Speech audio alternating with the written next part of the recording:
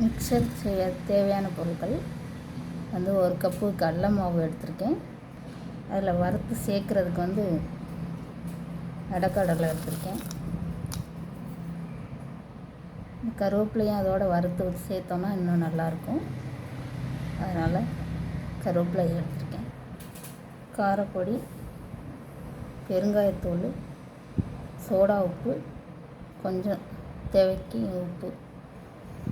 Soda உப்பு வந்து சமையல் சோடா. இது வந்து நல்லா கிறிஸ்பியாக வர்றதுக்காக வேண்டி தான் இந்த சோடா உப்பு சேர்க்குறது. இது அதிகம் சேர்க்குறதில்ல, கொஞ்சமாக சேர்த்துக்கிட்டால் போதும். பொரிகடலை இதுவும் சேர்த்துக்கிட்டால் எல்லாம் சேர்த்து சாப்பிடும்போது டேஸ்ட்டாக இருக்கும். கடலை மாவு 1/2 கப்பு எடுத்திருக்கேன். இதோட வந்து பச்சரிசி மாவு சேர்த்துக்கிட்டோம்னா இன்னும் கிறிஸ்பியாக இருக்கும். அது இல்லாதனால நான் சேர்க்கலை.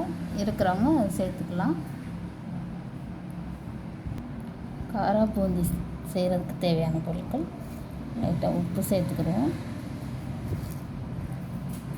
இதோட பெருங்காயப்பொடி, கொஞ்சமாக மிளகாத்தூள், பேக்கிங் சோடா ஒரு பிஞ்சு போதும்.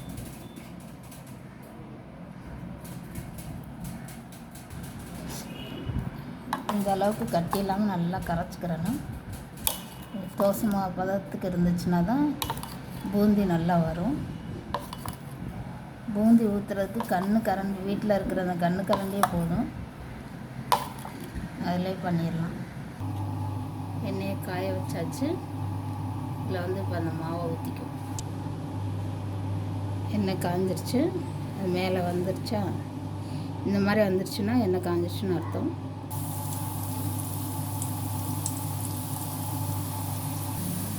இதிலே சீனி பாகு கலந்தோன்னா அதுதான் இனிப்பு பூந்தி. இப்போ வந்து இது கார பூந்தி மிக்சரோடு சேர்த்து சாப்பிட்றது.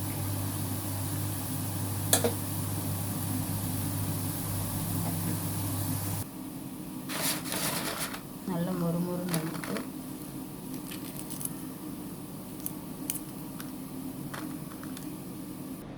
சுவையான பூந்தி தயார். கார பூந்தி தயார். இதில் வந்து காரம் சேர்க்காம ஒன்லி இனிப்பு மட்டும் சேர்த்தோன்னா அது இனிப்பு பூந்தியாகவும் வச்சுக்கலாம், அது லட்டாகவும் பிடிக்கலாம். இவ்வளோதான். ரொம்ப ஈஸியான மெத்தட் தான்.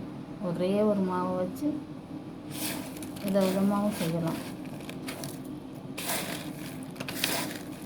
சவுண்டு எப்படி கேட்குறீங்க? வீட்டிலே செஞ்சு சாப்பிடும்போது இன்னும் டேஸ்ட்டாக இருக்கும். இன்னும் கூடுதலாகவும் செஞ்சு வச்சு ஸ்டோர் பண்ணி வச்சுக்கலாம்.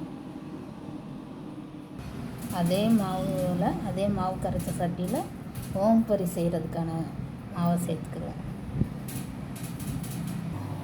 ஓம்பொடி ரெடி பண்ணுறதுக்கு மாவு வந்து நல்லா இடியப்பம் பதத்துக்கு ரெடி பண்ணி வச்சுட்டு இந்த மாதிரி திருகணுன்னா ரொம்ப அழகாக வரும். அப்படியே போட்டு எடுக்க வேண்டியதான். Mixer ready.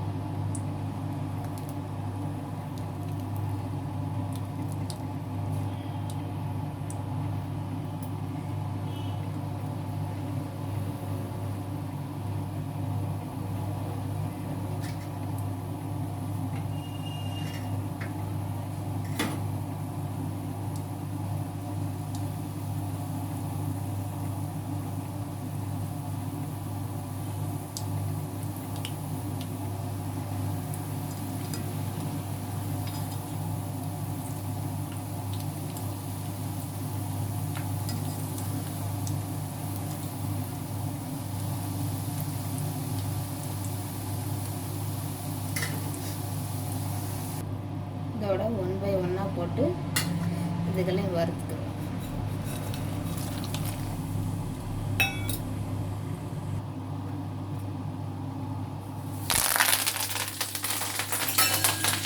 சுவையான மொறுமொறுப்பான மிக்சர் வீட்டிலே தயார் செஞ்சாச்சு. இப்படி நீங்களும் செஞ்சு சாப்பிட்டு பாருங்கள். கமெண்ட்ஸை சொல்லுங்கள்.